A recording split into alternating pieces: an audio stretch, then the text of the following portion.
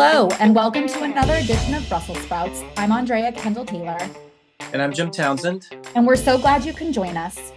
While the world's attention has been focused on Russia's military operation in Ukraine, Moscow has simultaneously been increasing its attempts to use other non-military tools to pursue its aggressive foreign policy objectives, including in Europe.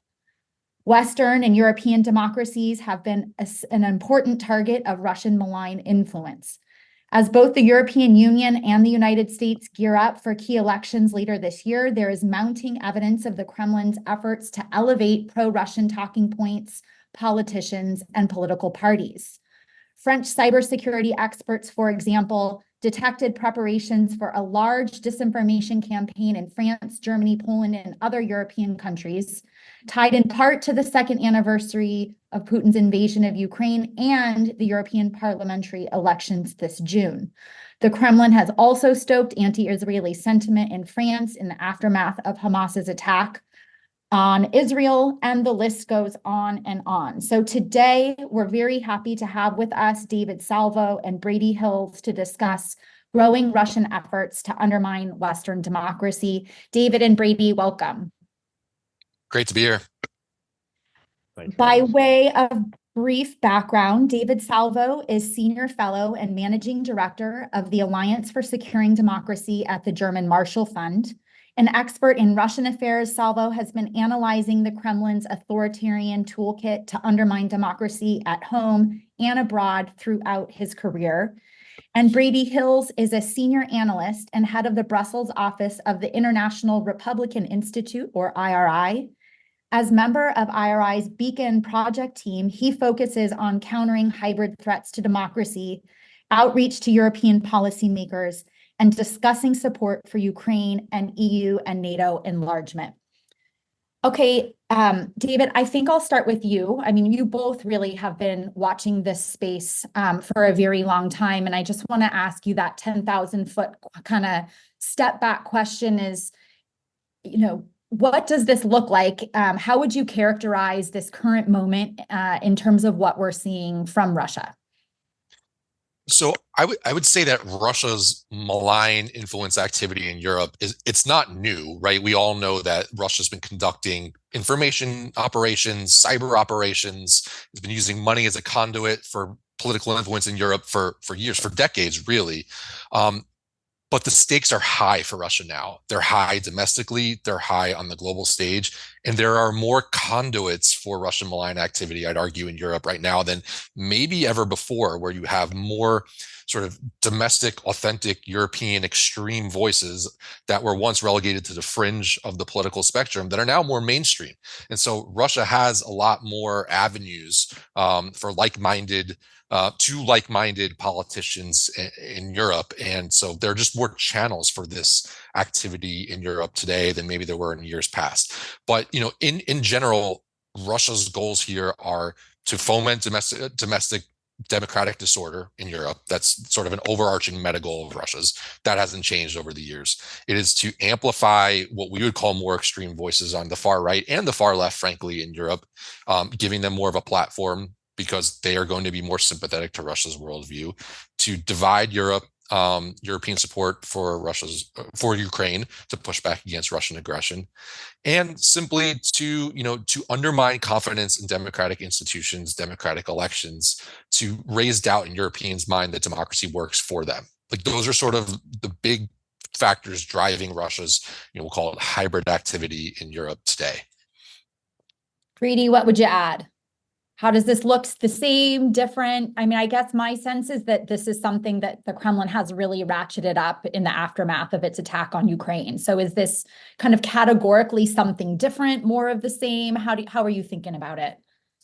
I think David hit on the head. They've been doing this for such a long time, but it also kind of is coming at a specific watershed moment, I think, not only in the European Union's future trajectory, but also in transatlantic relations. Obviously, the European elections and U.S. presidential elections happening right now at both key moments, with the EU looking to to finally assert itself as a geopolitical actor in the space, at the same time when the war in Ukraine has started to weaken some of the resolve in European members, which has been amplified by the war in the Middle East, all coming at a time when the European Union has been pushing forward on more progressive ideas like the European Green Deal, restructuring the Migration Pact, and all of those are coming at a head when populist, more extremist political voices are on the rise across Europe. So it's kind of a potential perfect storm right now for this to be exploited by Russia, which we obviously all have no doubt they will attempt to do. And the question is really just how successful will they be? I want to come back to that kind of idea of the entanglement between the foreign malign influence and things that are happening within democratic societies. That's certainly a cocktail that's happening here in the United States, not unique to Europe. So I want to come back to that. But before we get to that, I mean, obviously, this is a really key year for elections. It's a big election year. And so how do you think Russia is looking, David, for example, at the European elections? I mean, I mentioned in the introduction this big concerted disinformation influence campaign. Can you tell us a little bit about that? And again, I mean, you've touched on what Russia's overarching goals are, but talk to us a little bit about some of the specifics of what Russia is doing in that campaign in particular. Yeah, so the Russian information campaigns targeting French voters, German voters, and also Polish voters, and in some countries a little bit closer to the front lines. The narratives that Russian networks are amplifying tend to focus on the war in Ukraine, unsurprisingly, trying to sort of put for Europeans how the war is actually hurting them. It's hurting their economic livelihood. It's destabilizing Europe. Those are some of the primary narratives that these networks are pushing, but they don't focus solely on the primary geopolitical issue at play here. They're also very involved in amplifying narratives around domestic issues that are important to French voters or German voters. Issues related to farmers, the economic consequences of globalism, of the economic consequences of EU policy for French farmers. It's trying to undermine the European narrative, undermine European cohesion, undermine confidence in the EU as an institution. These are a lot of the information narratives that Russian networks are amplifying. And again, it's important to point out this isn't necessarily disinformation. Sometimes it is. Sometimes these are just economic arguments that are domestic and authentic to the French national context, for example, but they're getting blasted out by these inauthentic networks that are sponsored either directly or in most cases through cutouts by the Russian state. So that's what's happening, I think, across the European information landscape right now ahead of the European elections in June. I think one of the hard questions for me, and I think a lot of people, is trying to assess then the impact of these operations. And that's a question I know, at least when I had my intelligence community hat on, that was the question you would always get. But what is the effect of this? And I don't know how both, as experts in this space, how do you both think about or at least understand the effect of what Russia is doing, either on influencing elections or sowing discontent in a democracy? How do you measure the impact of these things? Well, I mean, I think that's sort of the million-dollar question is, in all the years that have been dedicated to this, especially since 2014, 2016, again, the resources have been dedicated to this topic. There hasn't been a really good way of assessing impact. So what we generally are looking at is, well, what are the results of elections, right? That's the best way we can actually gauge, in addition to public opinion polling, what's the actual response and the views of those voters. So in the goals of the Russian Federation in this case is to really foment wide-scale social upheaval, discrediting of our social norms, of our democratic institutions. So, right, it's different than something like an ISIS or a terrorist organization where they just need one voice to activate someone to go and do harm, right? So when we're looking at what is the potential impact, we're looking at, well, what are the trend lines of distrust of the media, distrust of democratic institutions? What is the view of the democratic trajectory of your country? Do you think your country should remain democratic or go towards a more strongman model? And those we've seen indications of have been increasing across Europe overall, and some countries more dangerously than others. And so that's where we would see match that to the narratives that we see constantly coming out of Russian mouthpieces and pro-Russian mouthpieces, and we can say that that's one of the potential impacts of that. We're probably not going to get a clear A to B line that says that this is a direct result of this information campaign, but I think the Russians have a long history of this, and looking at how the information space operates and being able to interject where they need to have a slight push to potentially change things. Unfortunately, with the European elections offer quite a wide range of opportunities because voter turnout is so low, because there are so many different mechanisms at play in an election that has, up 720 seats this term, up for grabs in 27 countries across 24 languages, I believe, covering 4 days. So that's a lot of opportunities. The number of candidates running is going to be in the thousands.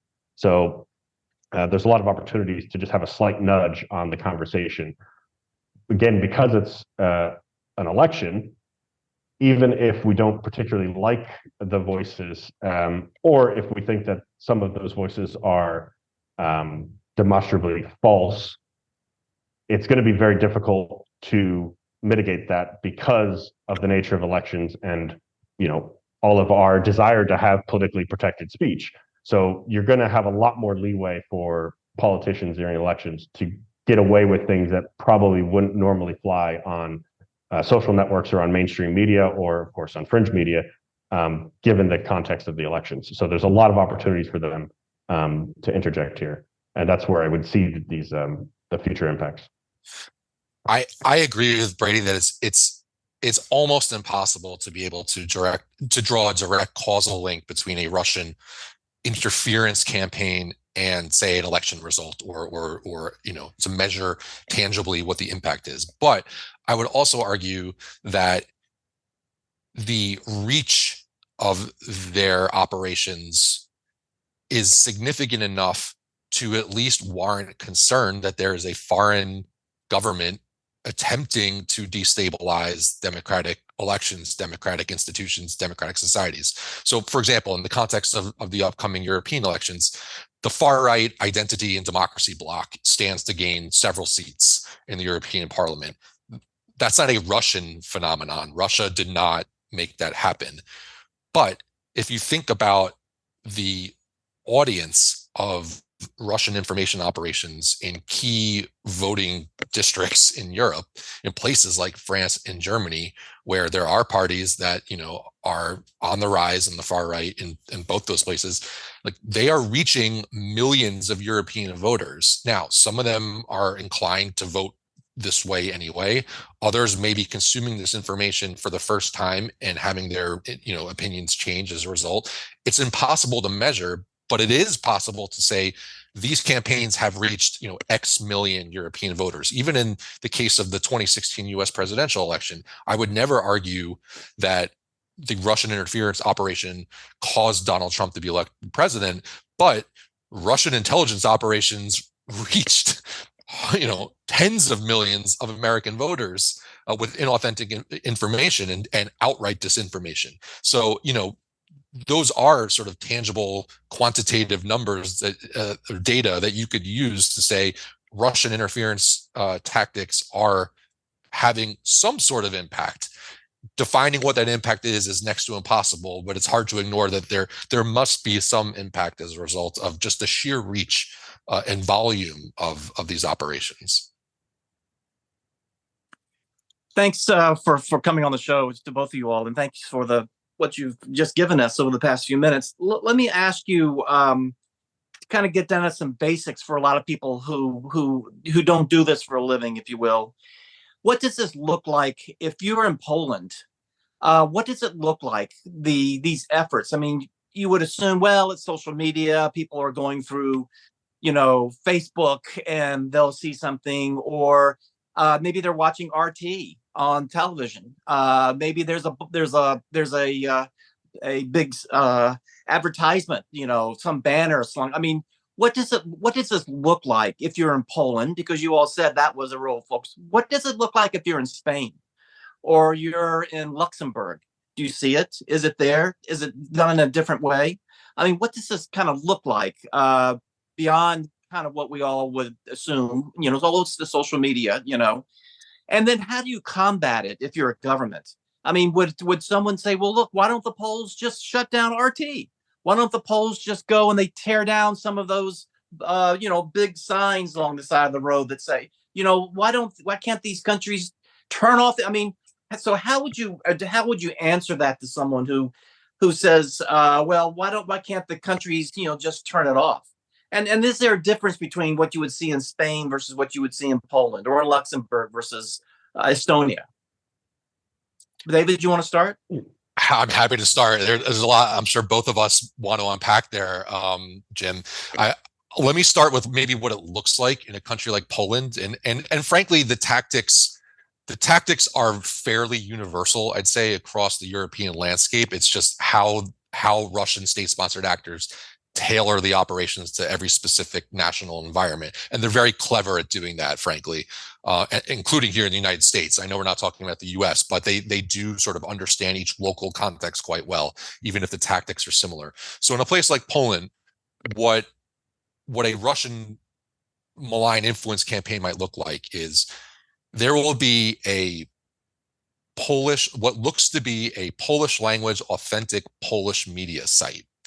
And it is spitting out content that looks eerily similar to what you would find in a Россия Сегодня or some sort of Russian state-sponsored media outlet, almost directly repurposed, translated into Polish, and pumped out, essentially purporting to be an authentic Polish media voice in the Polish media ecosystem. That then gets amplified on social media through authentic Polish voices and through inauthentic networks that are also operated by Russian state-sponsored actors.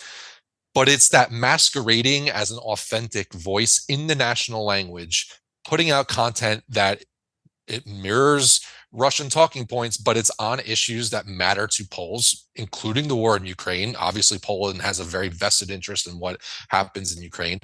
And then it's sort of up to others to disprove that this is an inauthentic voice. So, and who's going to do that? Is it going to be the Polish state? Well, there are free speech concerns, arguably. If this is indeed an authentic Polish media site, is it up to the Polish government to take it down? Like, these are, serious sort of philosophical questions that are, I think, roiling our politics on both sides of the Atlantic. But that is sort of one vector of this type of sort of Russian influence campaign in a country like Poland. There are other conduits. There's money. That's sort of, I'd argue that's European wide, and that's both a product of poor campaign finance laws in certain European nations where actually, Russian state actors can't, or state-sponsored actors can donate to political parties in certain European countries. It's also just a byproduct of beneficial ownership laws and other ways that Russia can move money, sort of anonymous, or Russian state-sponsored actors, I should qualify, move money anonymously to support civil society organizations that are indigenous to these European countries. So, there are different vectors depending on the country. Information is sort of the primary vector, I would argue, across the European landscape. But it's not the only vector. And again, it's when we talk about solutions, it's hard, because if these are actually authentic Polish networks or Spanish networks, pick your country, what do you do about them? And then if you then prove that there are ties, financial or otherwise, to the Russian state, that's obviously a different problem, but that's not the problem 100% of the time. And sorry, Brady, I don't want to take up all the oxygen here. No, I just wanted to point out something you mentioned, Jim, is why not just shut down RT? And that's actually the approach that the European Union has taken, right? So they've already sanctioned RT, Sputnik, and other Russian state media outlets. So they're actually banned from access in the European Union, both on through TV, radio, websites, and on social media. The social media companies have complied and blocked those from being accessed within the EU. But what we have seen is basically that same content just gets repurposed on a new site. So something like Voice of Europe. There was a series of Czech websites that were also blocked last year for basically spreading disinformation content.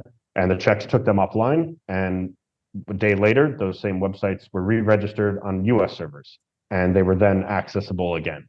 So it's a bit of whack-a-mole.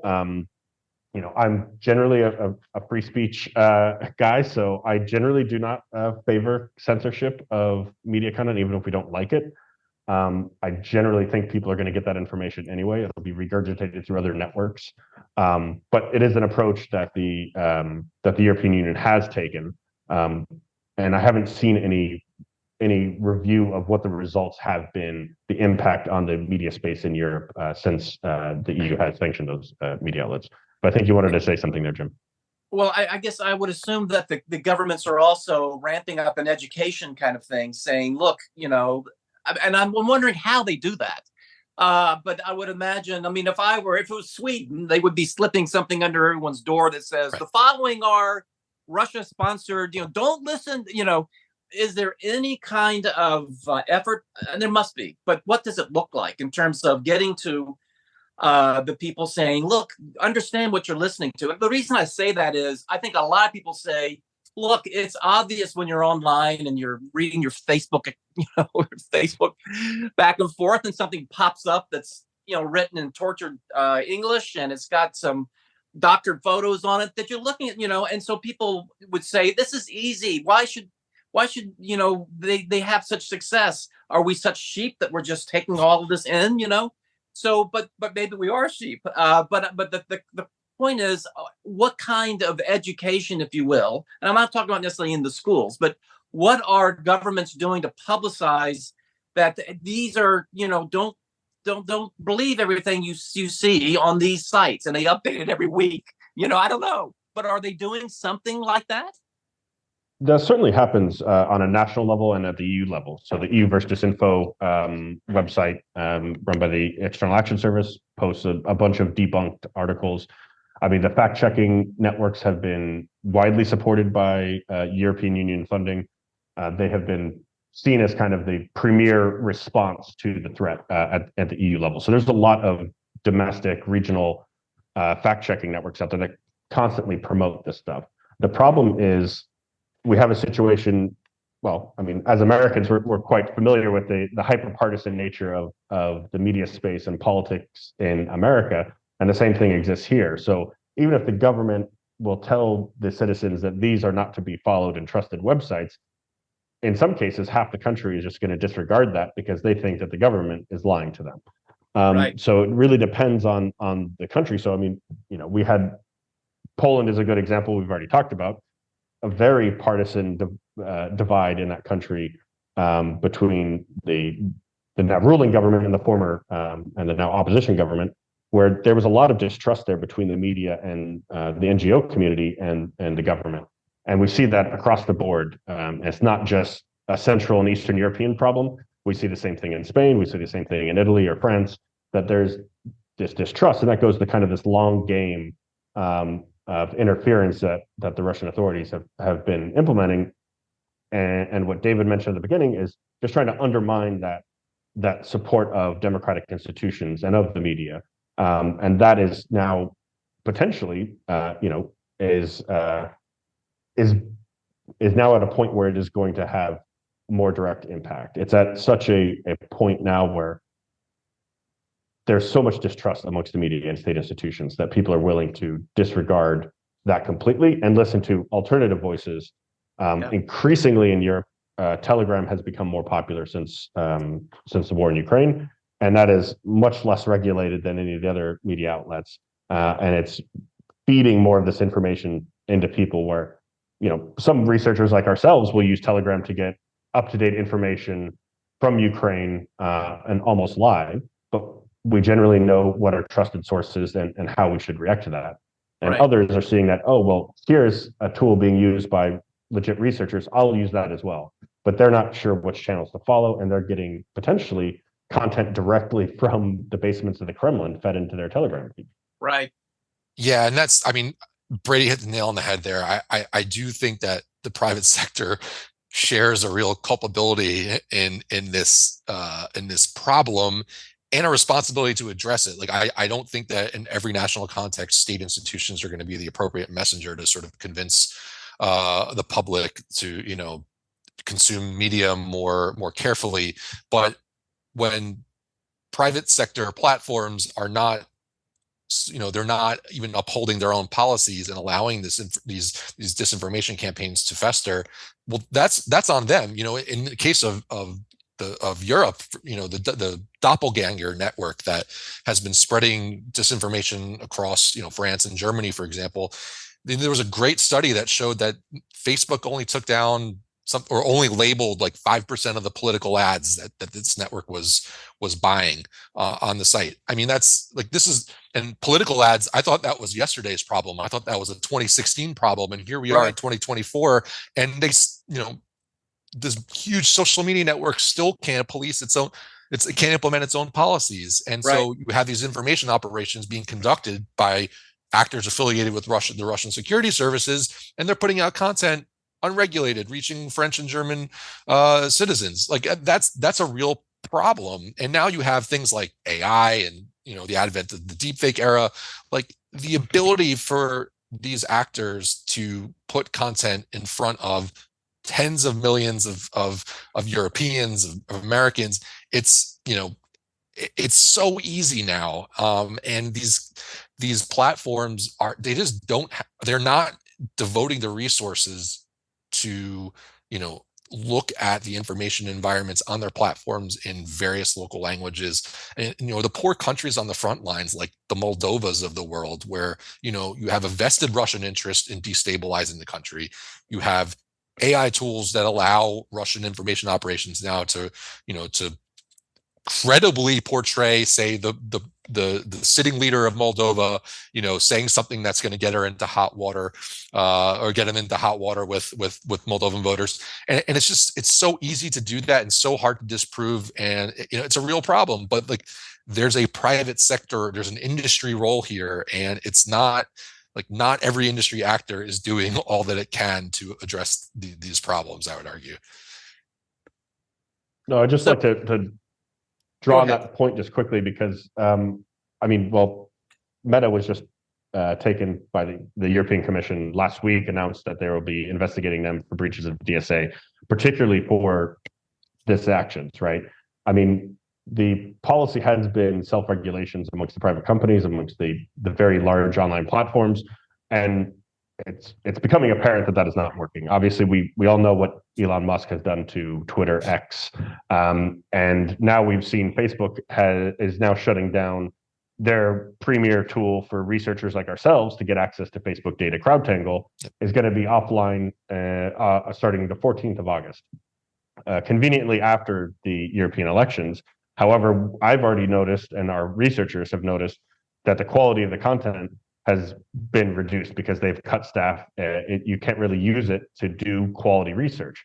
So now we don't have the tools readily available for independent voices to do this research and provide that information to the citizens. So we are going to be more reliant on the government to do it for us, or the platforms to come up with this information on their own, which they have proven time and time again that they're not willing to do, in all honesty. Wow. Okay. There's a lot there. But David, you touched on AI and some of that. I mean, I would love to hear both of you talk a little bit about how the kind of Russian toolkit has evolved. I mean, we talked about, well, you know, it used to be these clunky messages, maybe with some imperfect English or some poorly doctored photos or something like that. But obviously that's, you know, 2016 election kind of time period. And we know that so much has changed. So, I mean, maybe to make it concrete, looking ahead to the European elections, what are the types of risks that you're looking at? Will it be some of the hack and leak stuff that then that data comes out on the platforms that you're mentioning? Should we expect some of these AI doctored videos that go viral? For example, leaders saying unsavory things. Talk to us a little bit about how the tools and tactics have evolved over time. So, Brady, maybe you disagree with me. I would argue that the tactics are actually fairly static, but the technology is what's evolved. So, when we talk about things like hack and leak, that's been a Russian tactic now for a long time. I fully anticipate that Russia will continue to rely on that as a tool to undermine confidence in information or in politicians or in the results of an election, as they did in the United States in 2016, and they've done elsewhere. They've done it in Europe. They've waged that campaign in France around elections a few years ago. That is a tactic that Russia relies on. I think what the game changer has been is the advent of this technology that allows content to be spread so rapidly, so convincingly. That is the game changer. So, whereas in 2016, Russia was sort of credibly setting up accounts on Twitter to, masquerade as authentic American voices. Sometimes it was convincing. Sometimes, you could sort of poke behind the curtain and see that this is, not a native English speaker. But now it's just a lot easier for state and non-state affiliated actors, frankly, to create content that has the ability to call truth into question. And that itself has been part of the Russian tactical arsenal for many years. I mean, RT's official slogan for many years was question more. It's Russian information operations, Russian malign influence operations are predicated on the notion that, citizens cannot and should not trust what's in front of their eyes, what they're getting, what they're hearing, what they're seeing. That is the basis for Russian interference. It wants to sort of tear down the fabric of a free, open society. And what better way to do that than if citizens can't credibly say this is fact and this is fiction? So I think that is sort of driving these Russian tactics today. Yeah. Brady, go ahead and add to that, but I also want to layer on the China piece. I mean, we haven't talked about that yet, and to what extent that Beijing or the CCP has adopted any of these tactics and their willingness to deploy them in Europe. Yeah, I mean, just agree with David. I mean, the tactics haven't changed, and I think what we're seeing is everything is just additive. So they're not going to stop doing something they did previously. They're just going to add to that toolbox. And so the hack and leak stuff, I fully expect to continue. We saw now in the Slovak elections last September, right, AI audio being used to try to influence the election. And again, similar to when the Macron leaks came out, this was just on the cusp or just after the embargo on media reporting in the country. So, which is fairly common in a lot of European countries. Not something that we deal with in the US, but an embargo that prevents any media from reporting on the situation politically around the elections. So I fully expect to have more of that.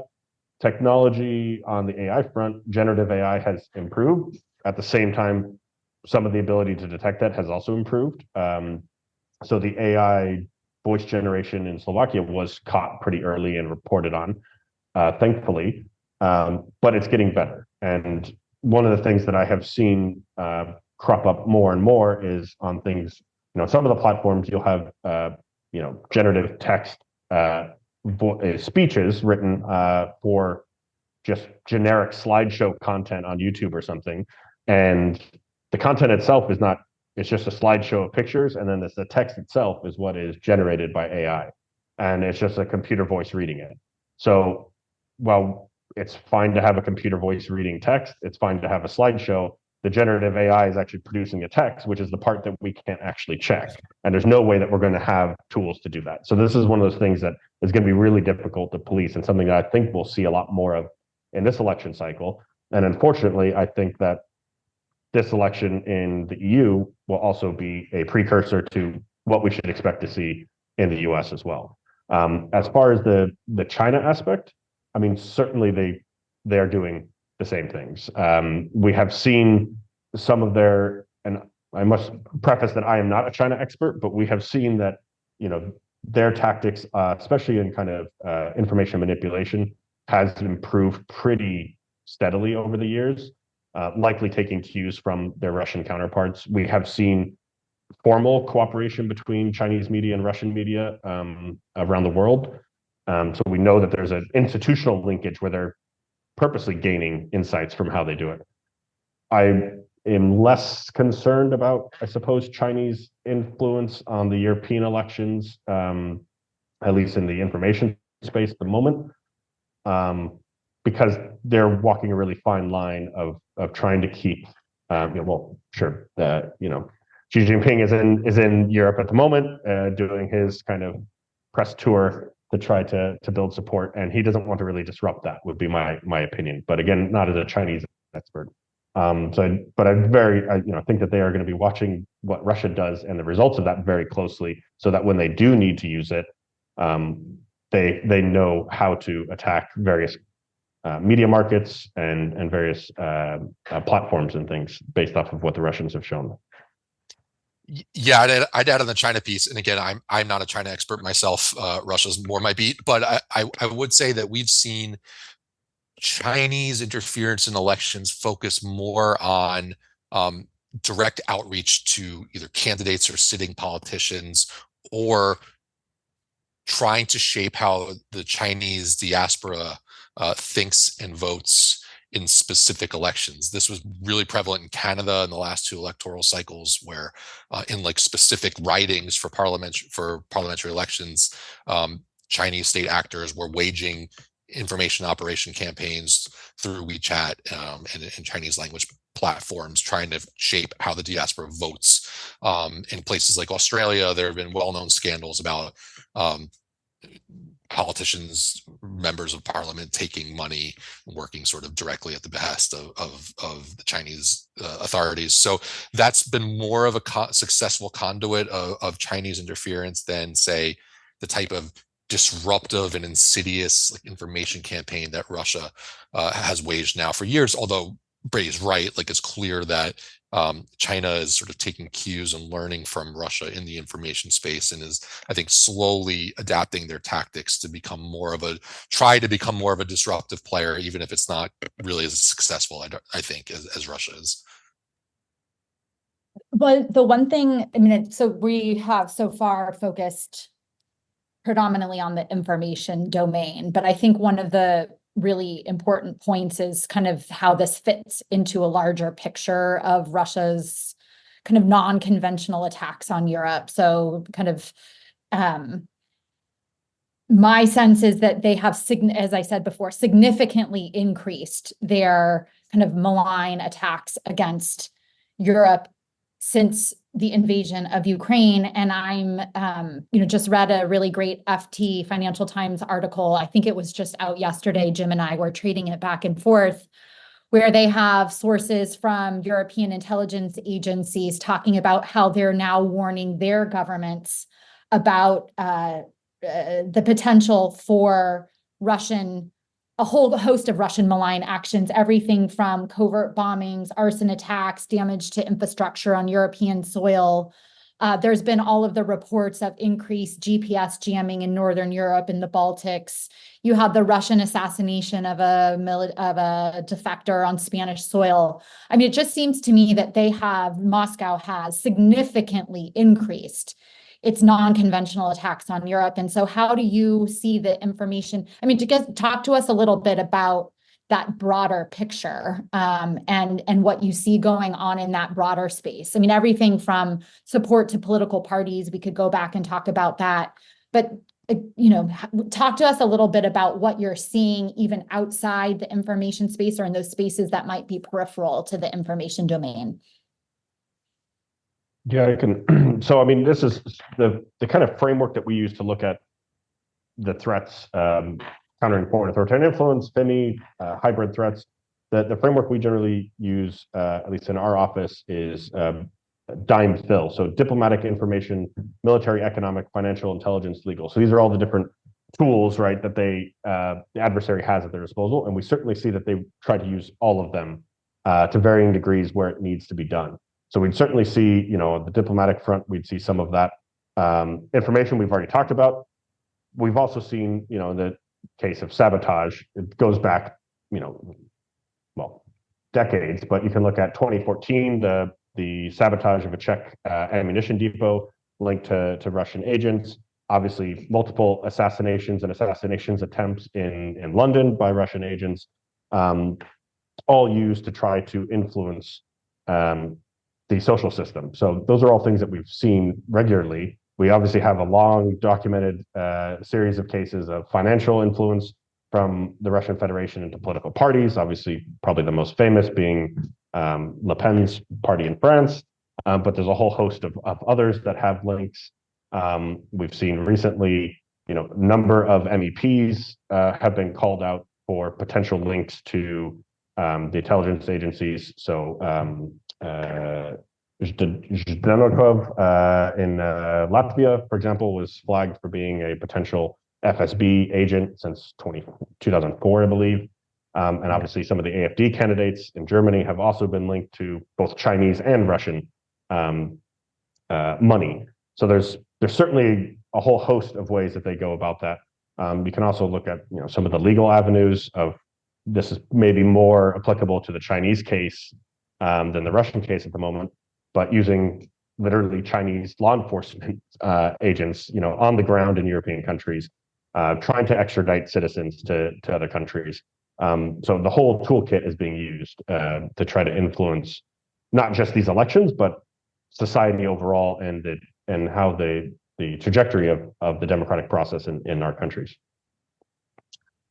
I have very little to add on the description of the toolkit. I think Brady described it perfectly. I would simply just add, since you asked about the uptick in this activity since the full-scale war began a couple of years ago. I mean, look, this is a major moment for Russia geopolitically. Obviously, that should go without saying, but it's also an important moment for Russia domestically.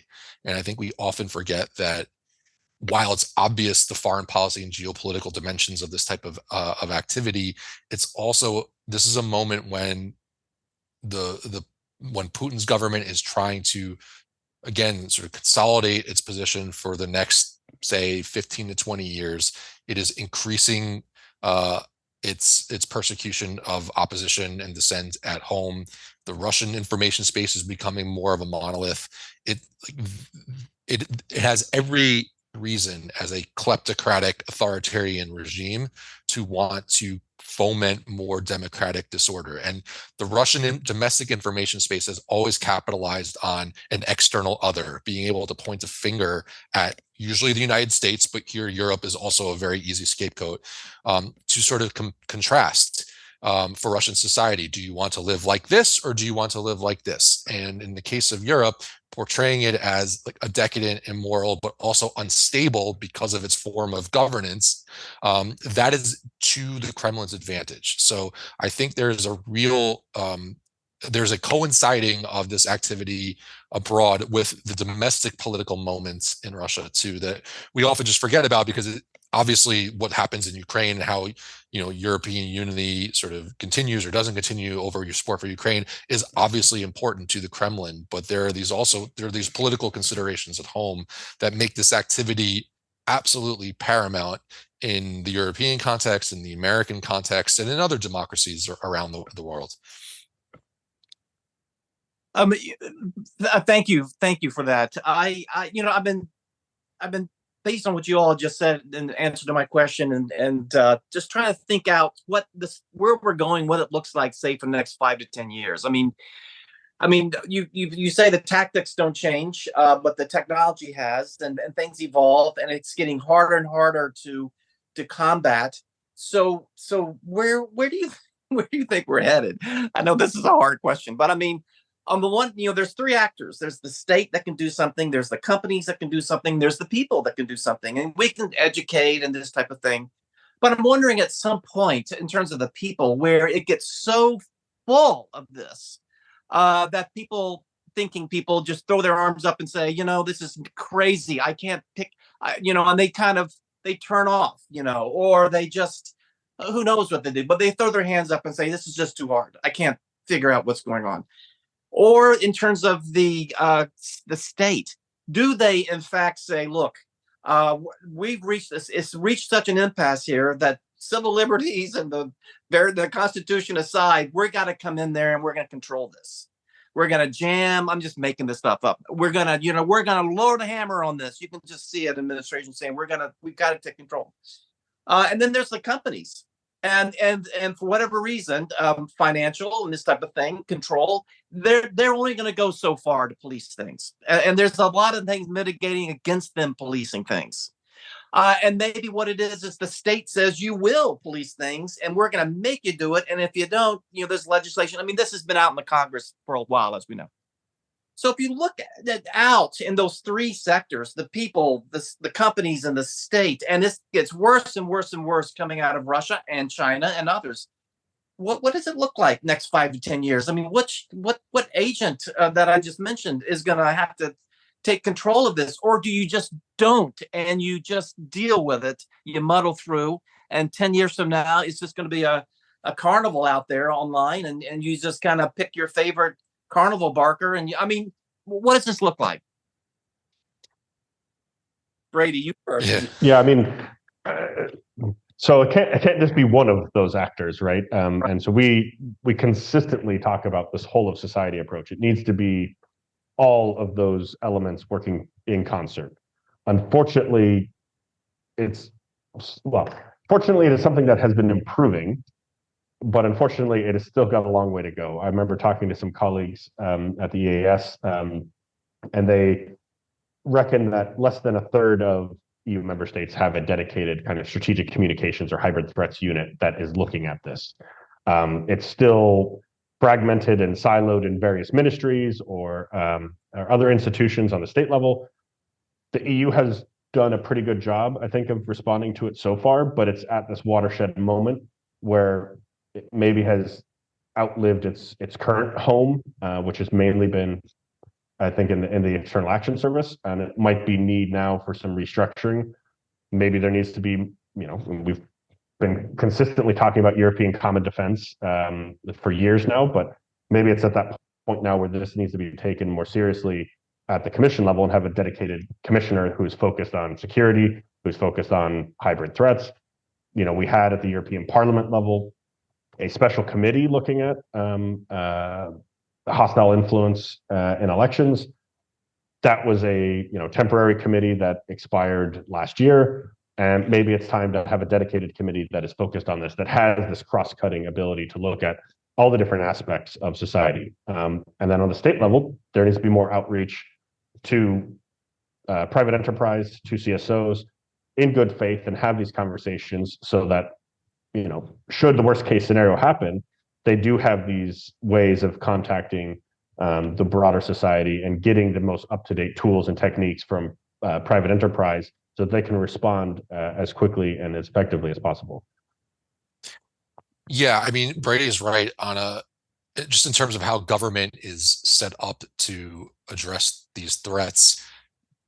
I do not think that in most national environments or even in the multilateral space, there have been the necessary steps to sort of consolidate a mandate under one sort of official or agency to be able to look across government to address these threats. That's certainly the case of the United States. And look, these threats touch on various agencies' jurisdictions. Like there's Treasury, there's state, there's defense. It spans, and you need some sort of coordinating function at risk of overly bureaucratizing the solution. But like that would be a helpful coordinating function for governments to have. But there are also the obvious vulnerabilities that governments have still let fester. There are financial conduits and loopholes in our legislation, American, European, pan-European, that have not been closed off, that allow Russia and other authoritarian governments to move money, often anonymously, into domestic proxies' hands that then influence our politics domestic. Like that is a vulnerability that still continues to this day in many of our national environments. Like, so there are some obvious policy and legislative steps that governments can take, but I do agree with Brady that like at the state and local level, this problem is becoming magnified, especially as our adversaries understand us really well at that micro level. And what resources do state and local governments really have to address a problem of this magnitude? They're going Right. against foreign intelligence agencies in some cases, Yep. right? So here, the links with industry, which does have the resources to address these problems in a more comprehensive way, are really important, but they're tenuous at this rate. And then you have civil society actors like, like IRI, like GMF and others like CNS that are trying to, play these connecting roles and fill this gap. But we're only so resourced to be able to address these problems, right? And it's a real challenging landscape on the solutions level. But Brady's right. This is a whole society problem. It will require a whole society solution. I think we have moved the needle somewhat in the last decade as there's been general consensus about what the threat is and how it's evolving and generally what needs to be done to address it.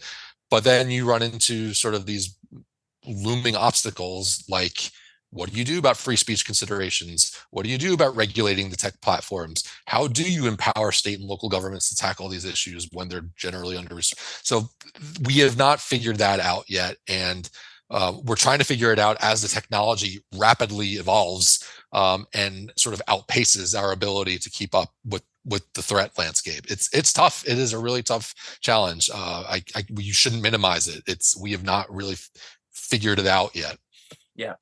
Yeah, no, it is one of those topics that feels really overwhelming. And I don't know if you share this sense, but I don't know. I feel like there was a lot of energy, interest, intellectual capital being spent kind of right in the aftermath of our 2016 election, when everyone finally woke up and realized what a big problem it was. It feels a little bit to me, and maybe just because I'm not following closely, that has petered out a bit, that this has fallen off the radars in a significant way. And I just am watching what's happening in Europe with all of the ways that these influence operations are ramping up, the warnings coming from European intelligence agencies. It feels like it's back in a major way, and it's going to require a lot more attention. You both have given, I think, really practical and specific solutions, recommendations for how to address it. And so I hope in the future, like, these are things that people are thinking about. If anything, it seems like with Russia's invasion of Ukraine, it was a really important wake-up call for a lot of things. There has been some progress, David, to your point about the financial loopholes and anti-corruption. There have been some really important steps. But hopefully, given what we're seeing, that this will be something that ticks back up the agenda.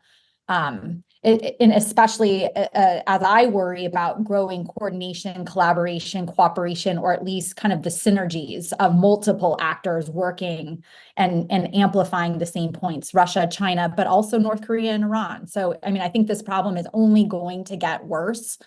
And so it makes the suggestions that you all have highlighted, I think, really important. But I don't know, any parting thoughts, any reactions to what I just said? Well, I just want to add, you mentioned that it took the Russian invasion to as a wake-up call, but keep in mind, right, this is the second invasion of Ukraine. So very quickly, you mentioned 2016 as well, very quickly after 2014, people in Europe forgot. And I think that has changed now. I know from conversations here in Brussels, in 2014, 2015, 16, the conversations in Eastern Europe Central and Eastern Europe were very much in line with Russia as a threat. And the rest of Europe was not listening. I have seen that completely change after the most recent full-scale invasion, that hopefully that change is a little bit more permanent than previously. Obviously, I think that there will be an inclination for some to have a rapprochement with Russia in the future, but I think that it will not be business as usual for the foreseeable future. I think that Putin, much like he did with NATO, has really turned everyone against him even further than he expected. Yeah, and I think that just to your point, I mean, and so obviously important steps are being made on building up defense industry, strengthening deterrence and defense. I also hope that there's kind of equal energy and focus on these non-conventional threats, is because, again, the mantra has been that the more degraded Russia is in terms of the conventional military forces, the more it's going to double down on these types of tools and tactics. And it will have really important ramifications for the health and resilience of our democracies. So, and if you just look at Russian military doctrine, the use of these asymmetric tools, it's part of doctrine. Like, this is Russian doctrine. This isn't sort of a fantasy, right? And it's been a part of Russian military doctrine since the Soviet days. So I understand why, to a degree, in the United States, for example, there is sort of a downplaying of the foreign interference threat because we are so consumed on our own with our own domestic polarization and all the things that are happening here domestically. But those are the avenues that facilitate foreign actors to interfere and amplify the democratic instability and disorder in our own countries. So you don't even need to use your imagination. It's all spelled out in official Russian documents too. And so we really should understand that this activity is only going to continue, and it's only going to increase the more we sort of create our own problems. Like, that just creates more vectors for Russia and other adversarial governments to try to increase that sort of instability at home. Yeah. And that's what the Nordics and the Balts and Poland have said, that they feel like they've already been at war for the past couple of years with Russia, and that they've been reacting to that. And it's time for the rest of Europe and the U.S. to understand that we are at war with them, because it's the making of the battlefield. It's the shaping of the battlefield. This is how you start in a lot of ways, and so I think, once again, the Balts and the Poles are right. As much as we might not like that, they are. Yeah. Well, this has been an overwhelming conversation, but an unsettling conversation, but really thankful to both of you and all of the work that you do on these issues. Really appreciate you joining us. Yes, thank you so much. This has been great. Thank you. Enjoyed it. Thank you for having us.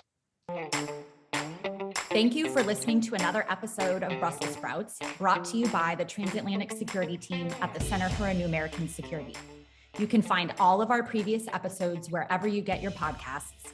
And please remember to rate and review Brussels Sprouts so that new listeners are able to find the show.